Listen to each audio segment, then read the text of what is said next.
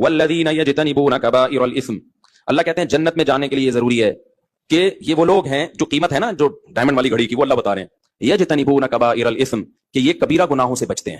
کتنا بڑا اللہ نے احسان کر دیا کہ چھوٹی موٹی خطائیں، ویسے ہی اللہ کہتے ہیں چھوٹی موٹی خطائیں میں یا تو دنیا میں سزا دے دوں گا یا اپنی رحمت سے ویسے ہی معاف کر دوں گا، یا نمازوں سے معاف ہو جائیں گی، روزوں سے معاف ہو جائیں گی، تراویح سے معاف ہو جائیں گی، تلاوت سے معاف ہو جائیں گی، لیکن کبیرہ گناہ توبہ کے بغیر معاف نہیں ہوتا۔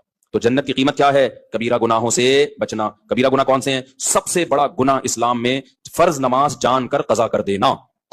عبداللہ بن مسعود کہتے ہیں جب قرآن کہتے ہیں نا ہر نماز کی حفاظت کرتے ہیں ایمان والے، تو حفاظت کا مطلب کیا ہے؟ ہر نماز اپنے ٹائم پہ پڑھنا۔ سمجھتے ہو کہ نہیں سمجھتے؟ تو دوسرا زنا کرنا، قتل کرنا، ماں باپ کو بولو منہ سے جلدی لو، ماں باپ کو ستانا، تکلیفیں پہنچانا، پھر چوری کرنا جس پہ حد جاری ہوتی ہے، اور ہومو سیکسولیٹی یہ بھی کبیرہ گناہ ہے، اور سود کھانا، بینک میں جاب کرنا سودی بینک میں، کیونکہ آپ سود میں تعاون کا ذریعہ بن رہے ہیں۔ علماء کہتے ہیں کبیرہ گناہ وہ گناہ ہے، ہر وہ گناہ جس پہ جہنم کی وعید ہو یا اللہ اس کے رسول کی طرف سے لعنت ہو۔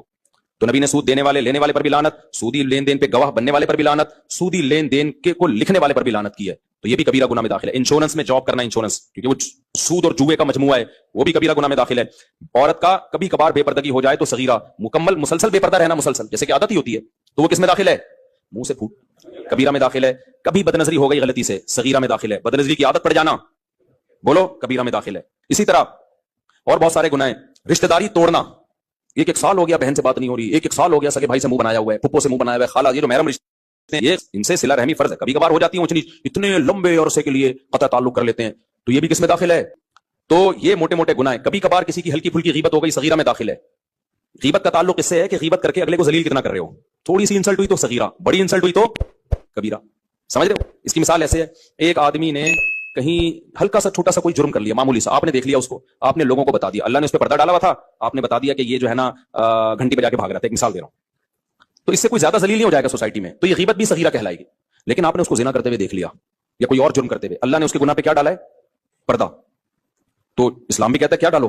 اس کو سمجھاؤ جا کے، آپ دنیا میں کیوں ذلیل کر رہے ہو؟ آپ نے جا کے فوراً لوگوں کو بتا دیا یہ کر رہا ہے۔